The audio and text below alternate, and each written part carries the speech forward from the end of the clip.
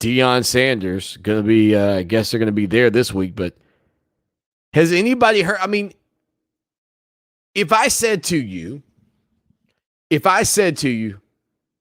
listen up, team, you get to make the pick. You get to be able to decide who is the game day picker for Clemson and Georgia in Charlotte. Who is it? If it is not the Nature Boy, and I'm saying, woo, right here, then I don't know who you pick, because Nature Boy is iconic when it comes to Charlotte. He is iconic in the South.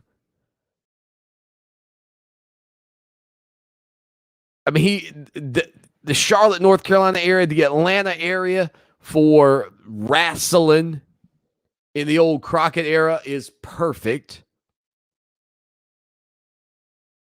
His daughter went to Georgia. I can't think of anybody better. Could you give me a better selection to be the game day picker than the Nature Boy Ric Flair? I also heard, speaking of game day, Lee Corso expected to be back on set this year for College Game Day. Yeah,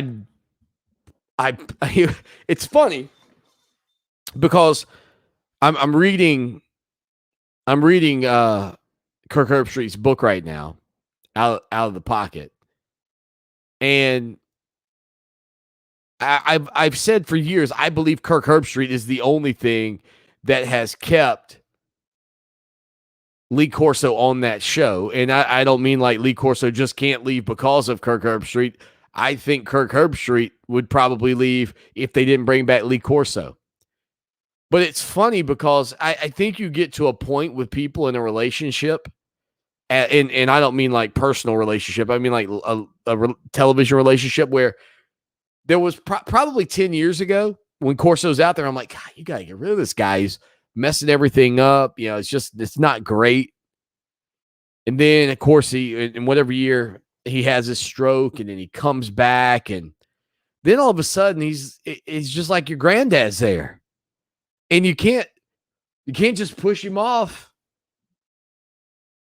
You can't just let him go. He's got to go out on his own accord now. He crossed over from where you could rightfully stand out there and go, fire Lee Corso, he's terrible, to now, if you say that, you look like a jerk. So now you got to be like, man, you know what?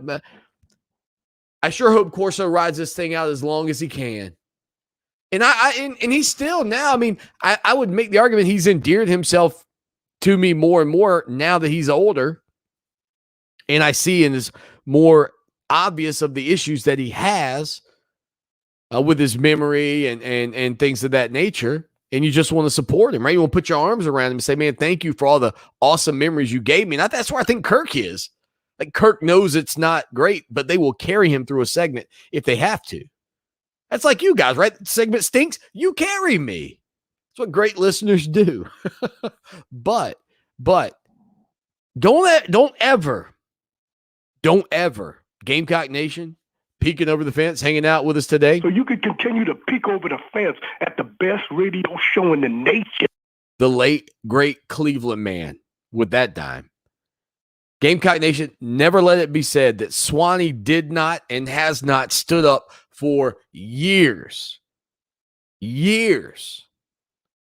on the belief that Steve Spurrier should be the next guy on that game day set, and he should pick a visor of the team that he thinks is going to win the game.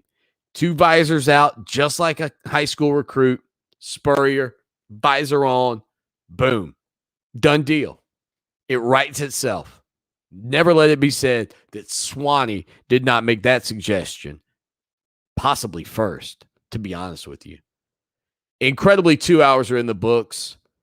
Looking forward to being back with you here tomorrow. Got a special guest coming up on tomorrow's program. And again, don't forget to hit subscribe right now on the YouTube channel. As a matter of fact, if you're watching YouTube, guess what's right here to the left and right as we speak? Yeah, two other great videos for you to watch. So go ahead, pick one. You want to watch that one? Pick it. Or this one? Go ahead. It's your pick. We got to get out of here, though. Until tomorrow, as